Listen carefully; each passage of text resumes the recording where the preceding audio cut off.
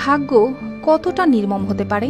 একদিকে স্বামী ৮ বছর ধরে প্যারালাইসিসে আক্রান্ত হয়ে বিছানায়, আরেকদিকে স্ত্রীর শরীরে বাসা বেঁধেছে মরণ ব্যাধি ক্যান্সার। মাঝখানে থেমে আছে ৩টি সন্তানের জীবন। গল্পটা নোয়াখালীর সেনবাগ উপজেলার এনায়েতপুর গ্রামের সাইদুল হক ও তার স্ত্রী জাহানারা বেগমের। পরিবারের একমাত্র কর্মক্ষম ব্যক্তি সাইদুল হক হঠাৎ স্ট্রোক করেন, আক্রান্ত হন প্যারালাইসিসে। সেই থেকেই তিনি শয্যাশায়ী। দেখতে দেখতে প্রায় ৮ বছর কেটে গেল। গ্রামবাসী আত্মীয় স্বজনের আমার স্বামী অসুস্থ ৭ বছর। মনে করেন এই ৭ বছর তার পিছনে যা ছিল সয় সম্পত্তি, টাকা পয়সা, টুকিটাকি সব শেষ করিয়ে এলেছি। এখন বর্তমানে আমি আজ ৭ মাস ক্যান্সারে অসুস্থ ভোগ করিয়ে চিকিৎসা করার মতো, সংসার চলার মতো, আমার ছেলে মেয়েদেরকে মানুষ করার মতো আমার কিছু নেই। স্বামীকে সারিয়ে তুলতে স্ত্রী জাহানারা বেগম চেষ্টার কোনো কমতি রাখেননি।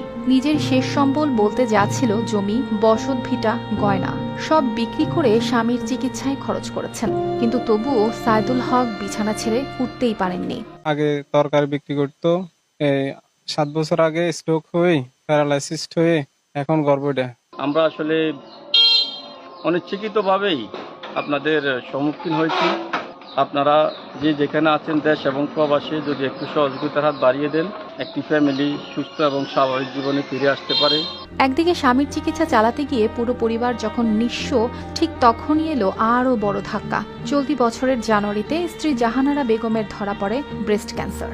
এখন অবস্থা এমন দাঁড়িয়েছে, কে কার চিকিৎসা করাবে, কে কার। সাইদুল হক প্যারালাইসিসের যন্ত্রণায় বিছানায় কাতরাচ্ছেন। ওদিকে জাহানারা বেগমের নিজের কেমোথেরাপি দরকার, কিন্তু টাকা কোথায়? আর মা অসুস্থ হলে বাপ থাকতো, কিন্তু দুনোটাই অসুস্থ, দেখার মতো কেউ নাই আমার মা বাবার কে। তাই আমরা এখানে আসি, স্বামীর বাড়ি ফেলে রাখি, মা বাবাকে দেখার জন্য পড়ে রয়েছি। পরিস্থিতি শিকারের কারণে স্বামীর বাড়ি তো যাইতে পারি না। তাদের ঘরে এখন দুবেলা ঠিকমতো খাবারই জোটে না, চিকিৎসা তো অনেক দূরের স্বপ্ন। এই 3টি সন্তানের মা বাবার এই অবস্থায় তাদের স্কুলের গণ্ডি পেরোনোর স্বপ্ন হয়তো শেষ। তাদের ভবিষ্যৎ আজ পুরোপুরি অনিশ্চিত। তাদের একটি স্থানীয় মানব কল্যাণ সংস্থা থেকে প্রায় ১ লক্ষ টাকা সাহায্য করা হয়েছিল, কিন্তু এই বিপুল চিকিৎসা খরচের কাছে সেই সাহায্য খুবই সামান্য।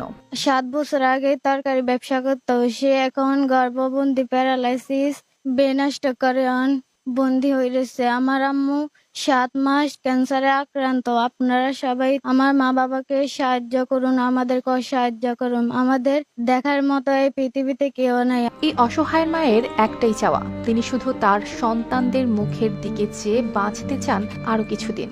পরিস্থিতি খুব খারাপ পরিণত হয়ে দাঁড়াইছে। কারণ যদি সবাই আমাকে সাহায্য করে আমি বাঁচতে চাই। আমার 3টা সন্তান এখনো ছোট রয়ে গেছে, 2টা মেয়ে বিয়ে দিছি। নিজে যেরকম গরিব দিছি, গরিব গরিব, এরাও সহযোগিতা করতে পারেন না। পুরো পরিবারটি এখন প্রতিবেশীদের সামান্য সাহায্যের উপর কোনো মতে টিকে আছে, যা দিয়ে চিকিৎসা তো দূরের কথা, পেটের ভাতই জোটে না।